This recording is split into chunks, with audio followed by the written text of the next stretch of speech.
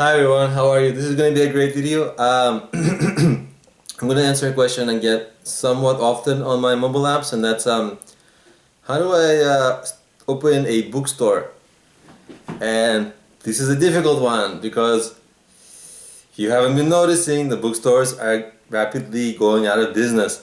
There's kind of a few of them that are sticking around, and the ones that are sticking around are ones who have been very successful in becoming a part of the local community, right?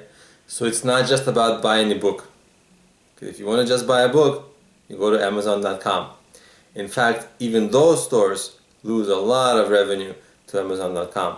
And you never know. If you're a store owner, you never know. Your customers never tell you, hey, I went to Amazon.com instead of you. So you never know how many sales you lose. You just can't track it. But it's a lot. And every year you're losing more. So if you are going to open a bookstore, you must plan this business so carefully, and you must have a way and a solid strategy for ingraining your store into the community, and for your store to become more than just a store. Like, you can have events there if you can, right? Because you kind of have limited space. So you have to figure out whether you're able to use some part of the space, maybe at the backyard area or whatever, some part of the space for the event, or maybe you can move a couple of shelves if there's an evening event or something like that.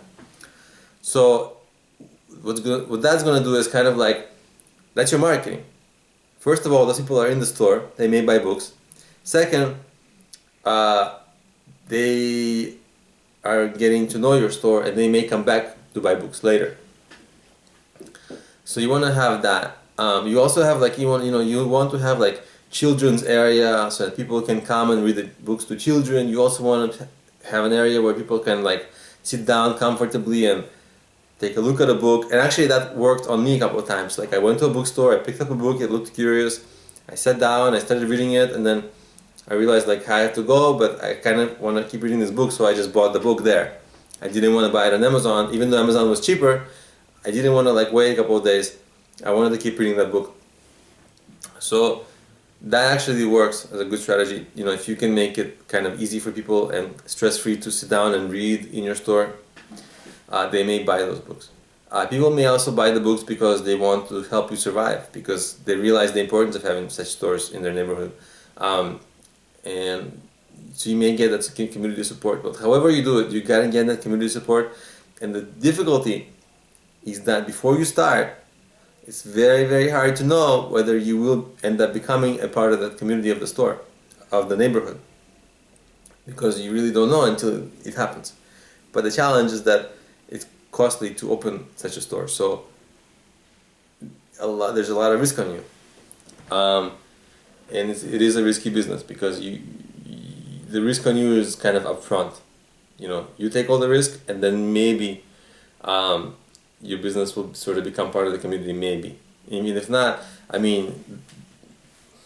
it's challenging. You will have a lot of expenses month to month. Rent, employee salaries, inventory, and other smaller expenses. But and that means you will have to sell a lot of books, a lot, because books are not expensive. They're $10 to $20, and you don't even get to keep all of that. So part of that goes to others. So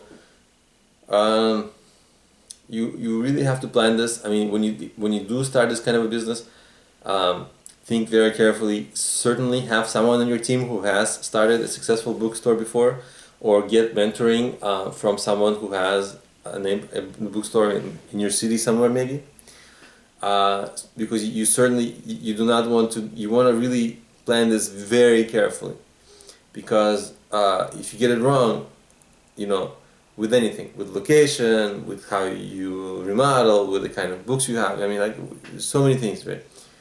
With how you cater to the community, if you get something wrong, that's going to be on your shoulders. So be very careful. Get guidance and support as much as possible from people who know, not just from some people not people who say they know, but from people who have done it. People who are doing it. they'll be able to kind of give you good advice. So that's kind of what I wanted to say about opening a bookstore. So thank you for watching. Please subscribe to my channel. And of course, if you're looking to open a bookstore, I mean, it's a difficult business, but I did create mobile apps that help you plan and start your business. They cover business ideas, business planning, marketing, and fundraising, and they're available on problemio.com, or if you search for Problemio in any of the app stores, Apple App Store, iOS, Android, Kindle, and I'll have the links to them in the description of this video. Thank you for watching, and I'll see you in my next video.